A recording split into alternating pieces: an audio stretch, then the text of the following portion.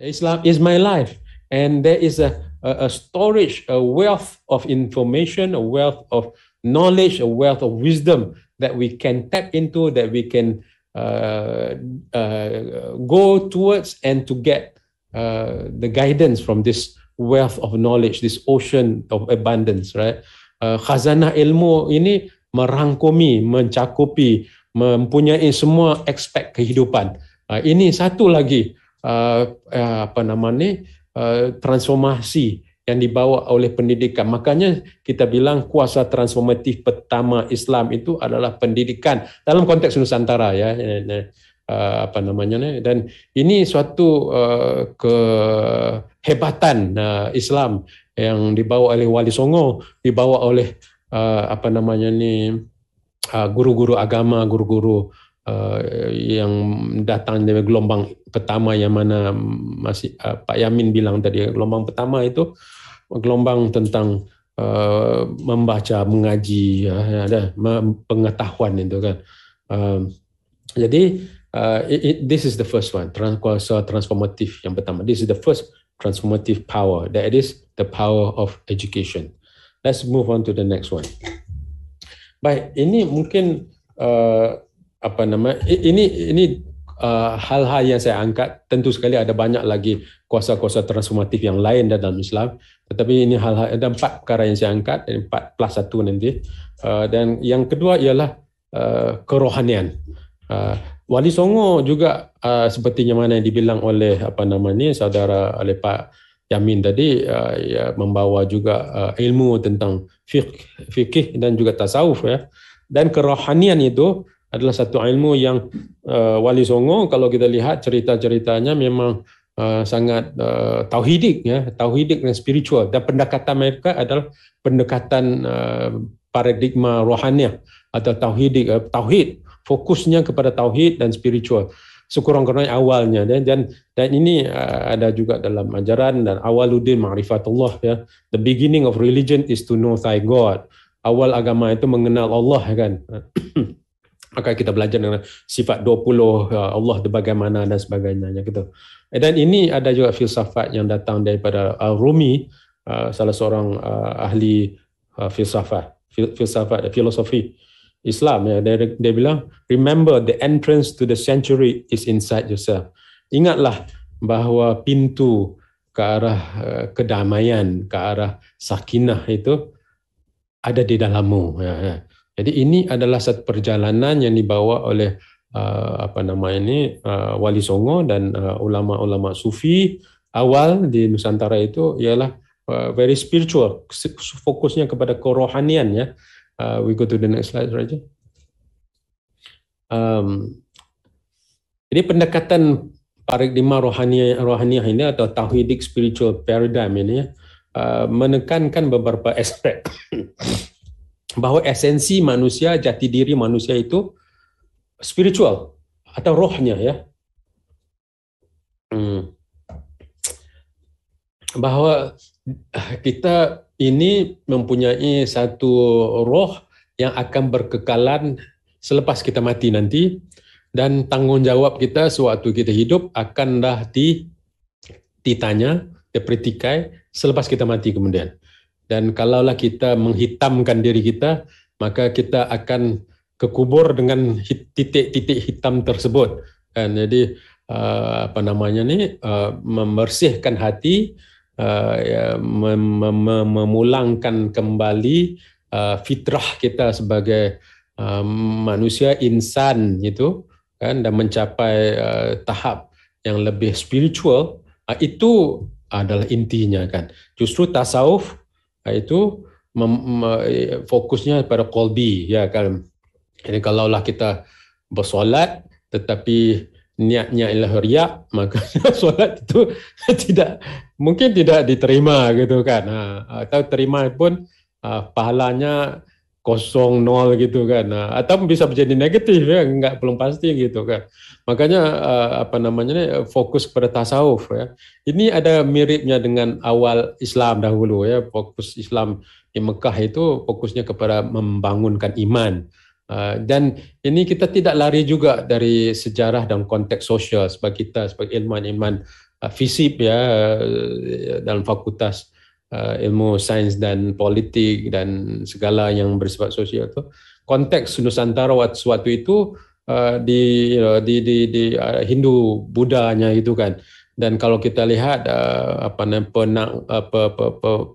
penyebaran penyatuan Nusantara itu di atas panji-panji Hindu, empire Hindu Majapahit, dan itu adalah satu empire spiritual juga. Jadi bukan bermakna sebelum ini tidak ada spiritualitas, ada spiritualitas.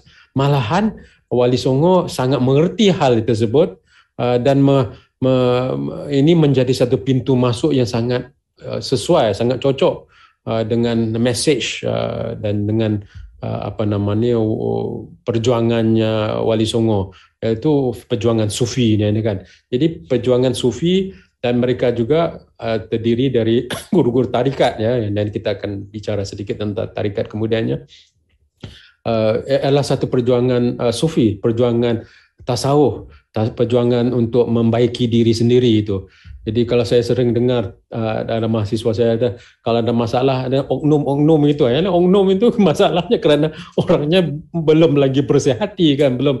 Jadi sekadar undang-undang hukum-hukumnya tidak cukup, hatinya bersih, makanya di mana letaknya tetap berkelakuan baik. Maka agama itu poin nombor 4 itu, agama itu adalah satu kehidupan, perjalanan kerohanian, mendekatkan diri kepada pencipta.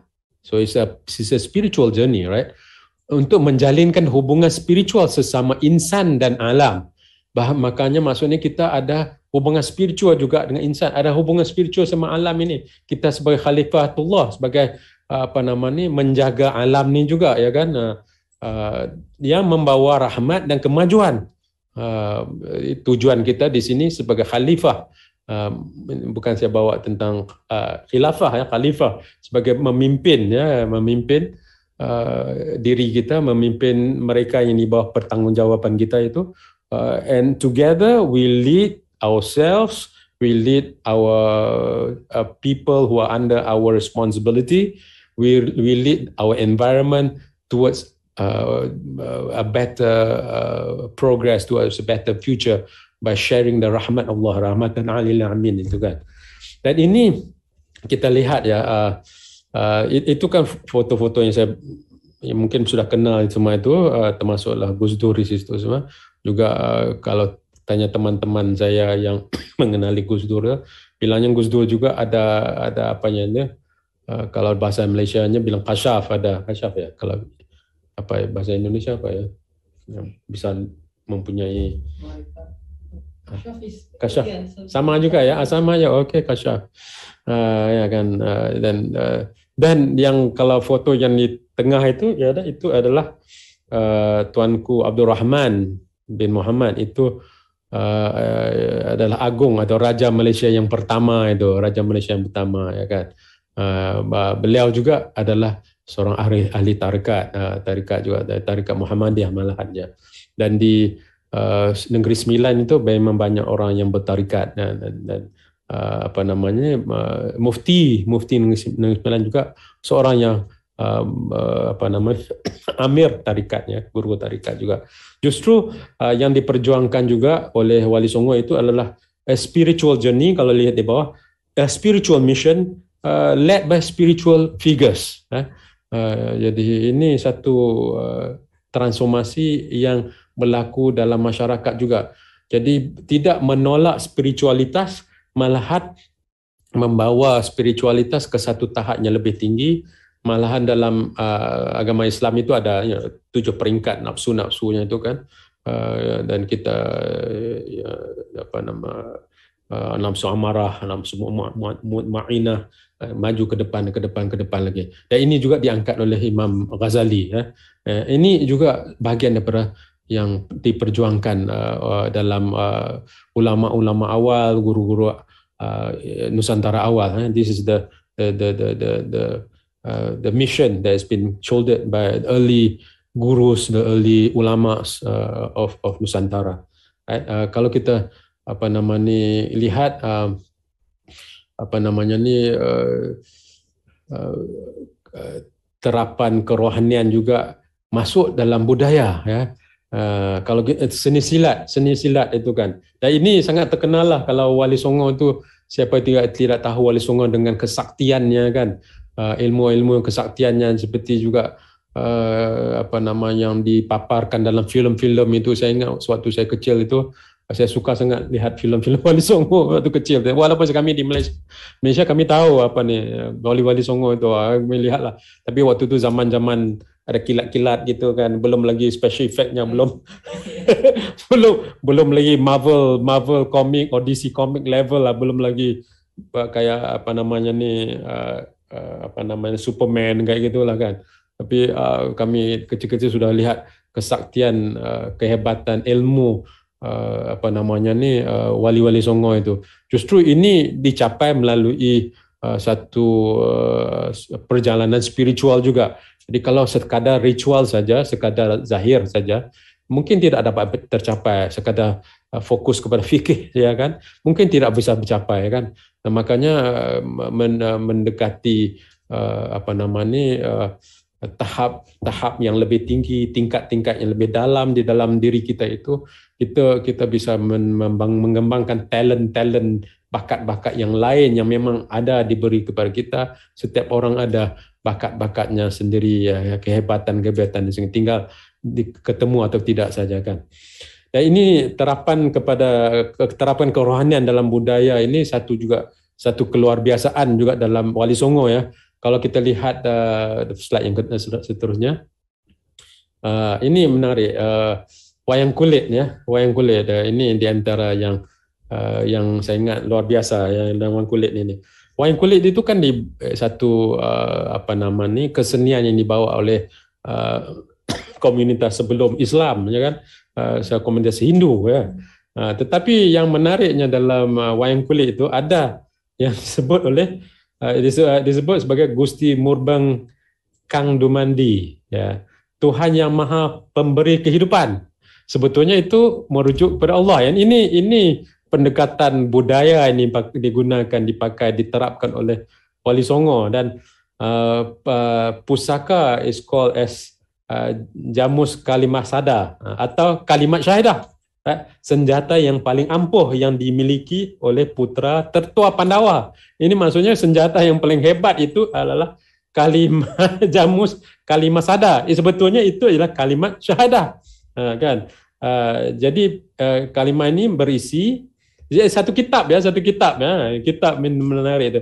Jadi berisi pengetahuan kebijaksanaan, maka meski Arjuna dan Bima Sakti dengan senjata yang bisa membunuh lawan, tapi itu bukan yang paling hebat. Puncak kekuatan ada dalam kebijaksanaan, ada dalam wisdom, kesaktian yang dimiliki oleh si Yudhistira, ya, Yudhistira, okey, yang berupa kitab terserat Jamus yang membawa umat manusia hidup tenteram dan bahagia. Kalimah Sada, itulah isi kitab Al-Quran. Ini di antara yang saya diskusi sama Muhammad Muzakir ini. Banyak saya belajar dari mahasiswa saya juga. Ini mungkin ada yang kita tahu, mungkin kita belum tahu tentang wayang kulit itu, ya. Apa namanya? Tetapi Wali Songo itu menggunakan budaya dalam menyebarkan agama, menyebarkan ilmu ketuhanan, ya. Dan kalau kalimat syahadat itu di Kelantan, negeri bahagian Malaysia di utara pantai timur Malaysia itu, Tenggara ya, lah, pantai timur di utara Malaysia, tetangganya Pulau Pinang juga itu. Jadi Wali Songo malahan ada di Kelantan, ya, di suatu itu belum ada Indonesia, Malaysia, Singapura belum ada lagi kan. Di Nusantara lah, dia ke Kelantan itu. Nah, tiket mau masuk nonton wayang kulit itu ialah kalimat syahadat. Itu satu lagi pendekatan. Jadi orang nggak tahu, orang kampung nggak tahu. Oh, harus mengucap la ilaha illallah Muhammad Rasulullah. Ya udah mudah aja nih. Nggak perlu bayar, nggak perlu apa. Ucapkan saja. Asyhadu an la ilaha illallah, asyhadu anna Muhammad Rasulullah. Silakan masuk. Akhirnya terbiasa.